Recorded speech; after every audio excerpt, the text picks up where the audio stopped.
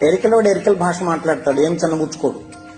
లంబాడి ఆయన లంబాడి భాష మాట్లాడతాడు, గుజరాతోడు గుజరాతీ మాట్లాడతాడు, పంజాబీ పంజాబీ మాట్లాడతాడు, తమిళోడు తమిళ్లో మాట్లాడతాడు. చిన్నబుచ్చుకోడు, వాడు హ్యాపీగా ఫీల్ అవుతాడు. ఇంకాస్త అయితే గర్వంగా కూడా ఫీల్ అవుతాడు. ప్రపంచంలో ఒకే ఒక్క జాతి ఉంది తన మాతృభాష మాట్లాడటానికి సిగ్గుపడే జాతి.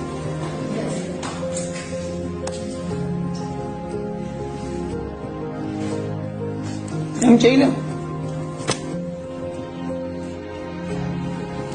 దేశ భాషలందు తెలుగు లెస్స ఎక్కడో విన్నాం. కృష్ణదేవరాయల కాలంలో ఎవడో అన్నాడని ఆయన అన్నాడు.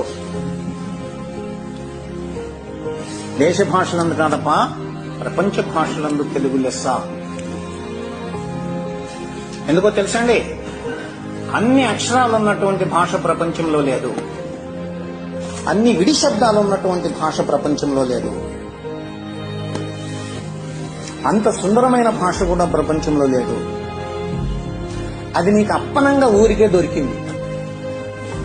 పాపం మనోళ్ళు ఊరికినే దొరికి నీకు తీసుకోమని చాలా ధీమా కలిగిన వాళ్ళు కదా, దాన్ని వదిలేసి ఇద్దరు తెలుగు పంతులు ఇంగ్లీష్ లో మాట్లాడుకుంటారు. అది దయనీయమైన పరిస్థితి.